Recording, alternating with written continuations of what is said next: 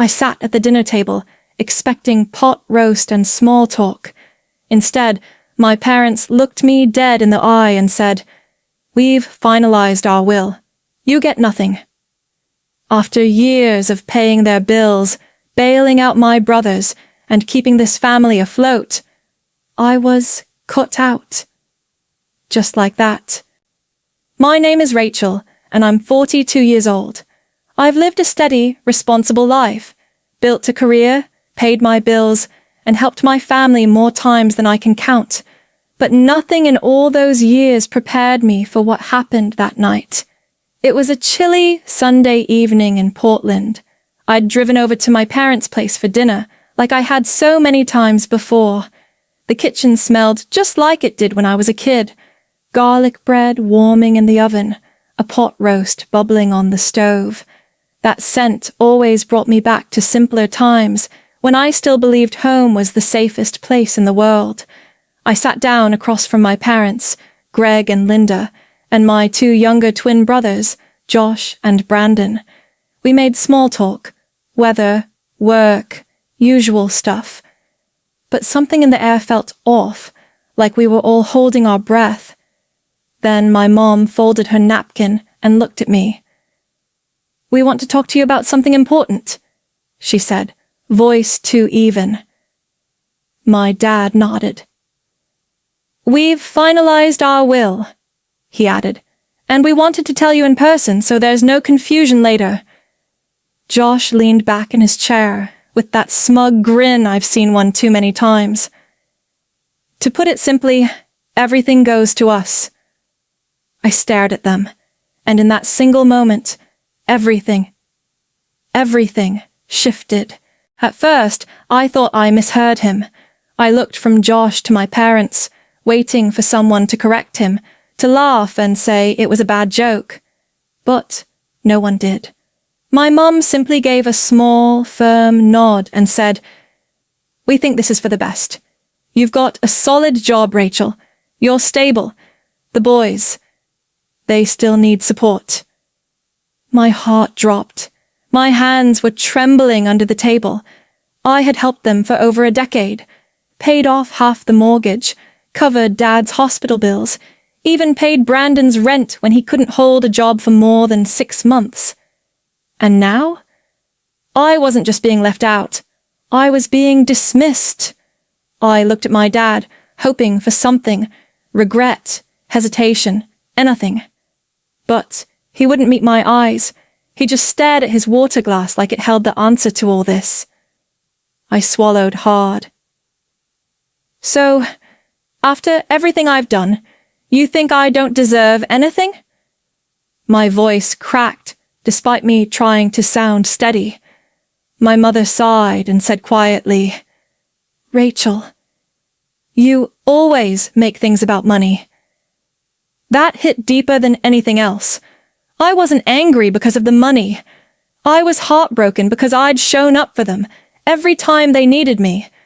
And now that I wasn't a problem to fix, I didn't count. Josh chuckled.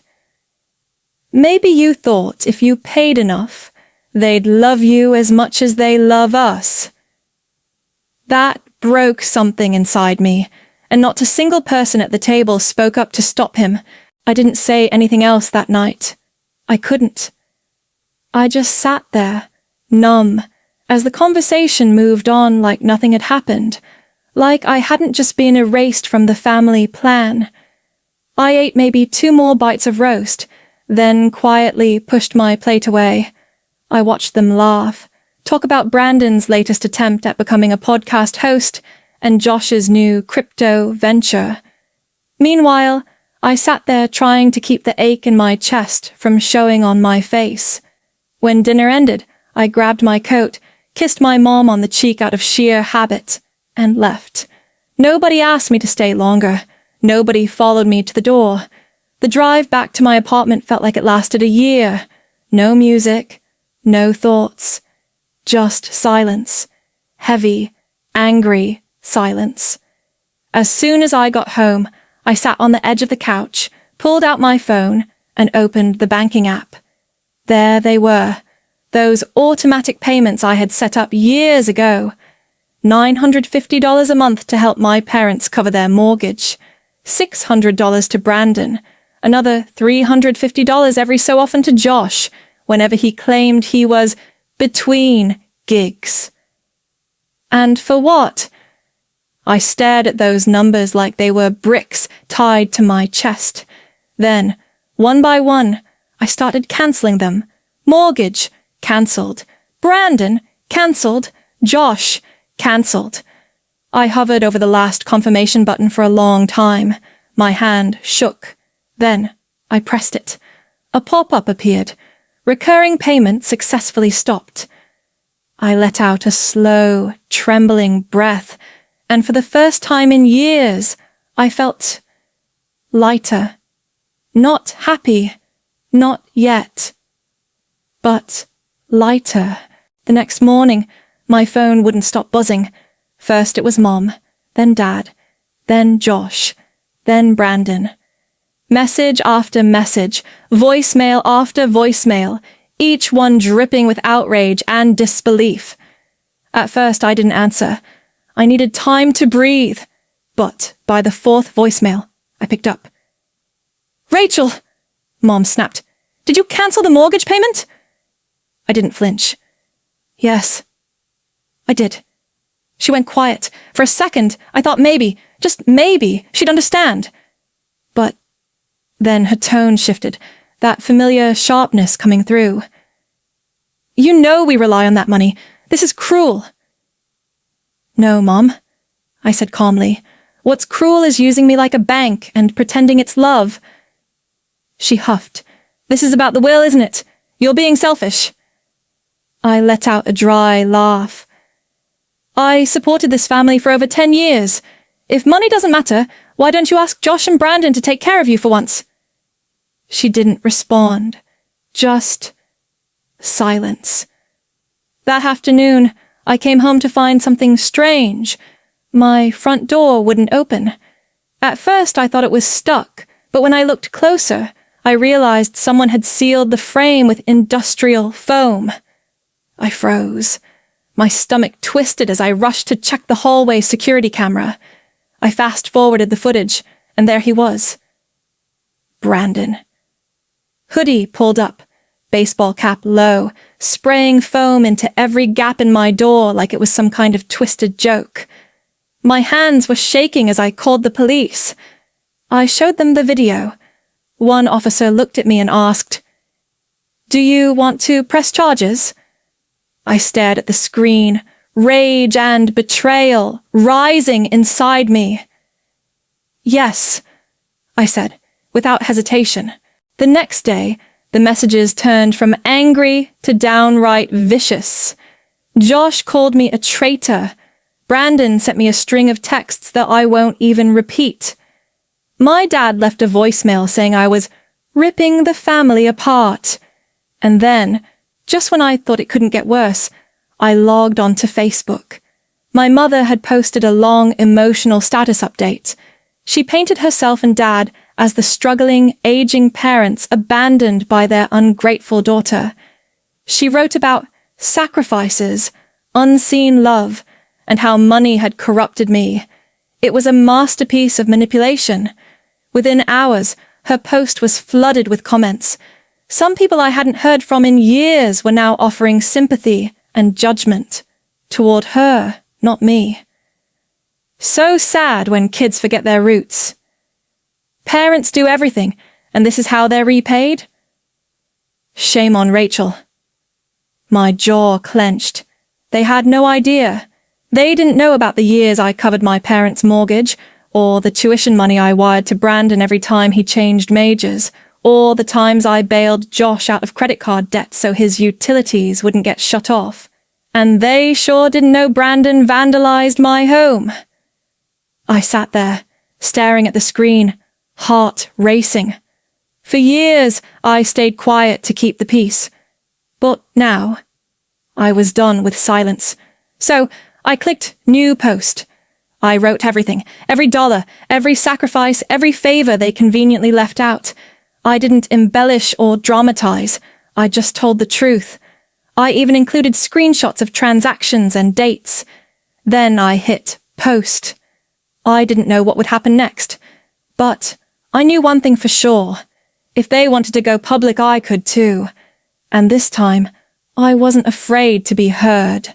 The reaction to my post was instant. By that evening, my inbox was filled with messages from cousins, old family friends, even a few aunts and uncles.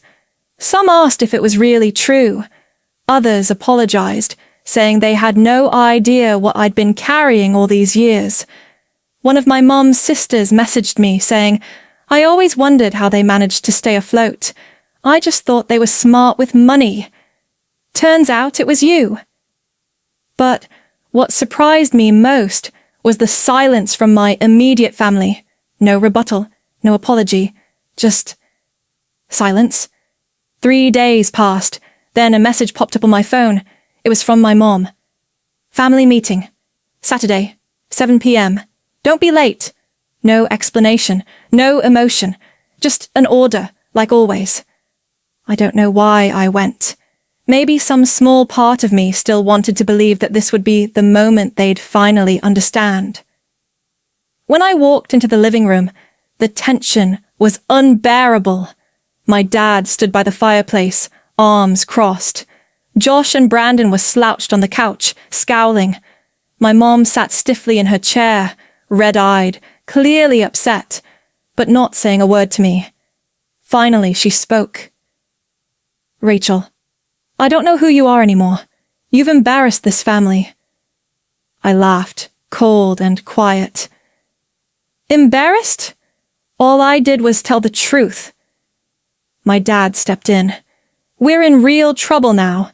If you keep acting like this, your mother's going to have a breakdown." Josh chimed in with a scoff. "You always make everything about money. Just because you've got your fancy job doesn't mean you can treat us like garbage." I took a long breath, and then I said what I had held in for far too long. "If this is how you define family, then I don't need it." And I walked out. For good. Leaving that house felt different this time. There was no hesitation in my step, no ache in my chest, just a quiet finality, like closing the last page of a long, painful chapter. I drove home in silence again, but this time, the quiet felt like peace, not punishment. For the next few days, I turned off notifications and focused on work. I poured myself into a big project that had been dragging for months. With all the emotional weight lifted, I actually finished it early, and my boss noticed. 2 weeks later, I got promoted to senior project lead. My own office, my own team. I stood at the window on my first day in that office, looking out over downtown Seattle, and felt something I hadn't in years. Pride. Not guilt. Not pressure. Just pure, earned pride. And then, I did something I'd always dreamed of but never allowed myself. I booked a ticket to Florence, Italy. When the plane landed and I stepped onto cobblestone streets, it was like stepping into another life. The smell of espresso, the hum of scooters, the warm gold light of late afternoon. It wrapped around me like a second skin. I wandered without plans, sat in tiny cafes, stared at Renaissance art for hours. I didn't rush. I didn't explain myself to anyone. One afternoon, I was sipping cappuccino outside a cafe when a man sat down across from me without asking. He had kind eyes and a quiet, effortless confidence. "You seem like you've been here before," he said, smiling. I looked up. "No," I said, "but something about this place feels like it's where I was supposed to end up." His name was Alex, and over the next few days, we walked, talked, and shared nothing but the present moment. No guilt, no history, no weight. Just breath and space, and something that felt like beginning again. Coming back from Florence felt like returning to a new life. I hadn't realized I'd already started living. My apartment, once just a stop between office hours and bank transfers, now felt like mine. I didn't rush to check my phone, didn't dread another urgent message from Mom or a passive-aggressive guilt trip from Josh. The silence that used to feel lonely now felt like peace, a clean space in my mind. I started saying yes to things I used to push aside. Sunday yoga, book club at the little store on Main, even a spontaneous cooking class where I burned risotto and laughed with strangers. I wasn't anyone's provider anymore. I was just me. When December rolled around, I thought maybe I'd feel a sting. No Christmas invites, no family traditions. But instead, I decided to host something of my own. I sent out a few messages to people who'd become part of my new circle. No pressure, no expectations, just wine, music, and good company. My Aunt Linda came early, bringing cookies and a warm hug. She looked at me with misty eyes and said, "Rachel, I'm proud of you. I just wish they had seen you clearly before it was too late." I smiled, quietly. So do I. But maybe I needed to see myself first. That night, as candles flickered and laughter filled my living room, I realized I hadn't just changed my life, I'd reclaimed it. I wasn't the ATM daughter anymore. I wasn't the fixer, the silent backbone. I was the woman who finally stood up, walked away, and came back to herself. As midnight approached, I stepped onto the balcony. The city sparkled below. Cold air brushed my face, but my chest felt warm. This was mine. Not earned through sacrifice, not bought through approval. Just simply, finally, mine. A few weeks into the new year, I got a message from Aunt Linda. "Rachel," it read, "I know you don't want to hear about them, but your parents are struggling. Your dad's working graveyard shifts at a warehouse. Your mom's doing hourly cleaning jobs. They look tired. Really tired." I stared at the message, letting it sit on the screen. My first reaction wasn't anger.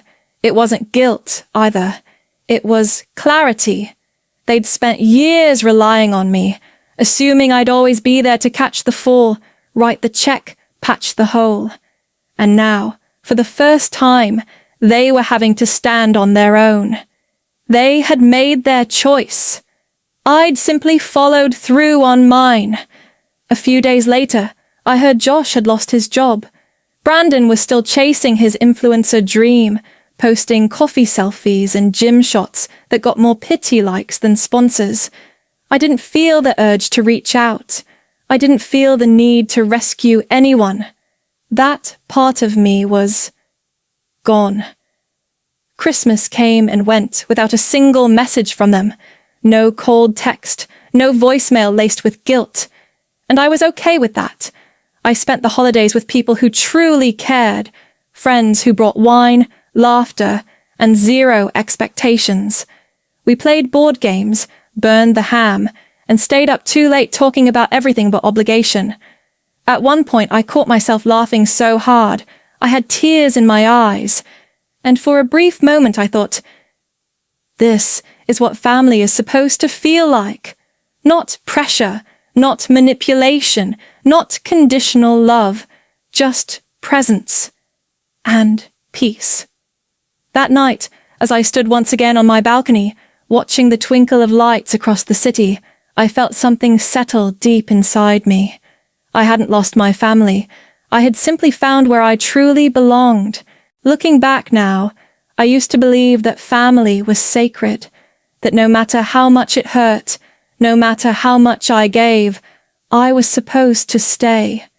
I thought love meant sacrifice, even if that sacrifice went unnoticed, unappreciated, or expected without end.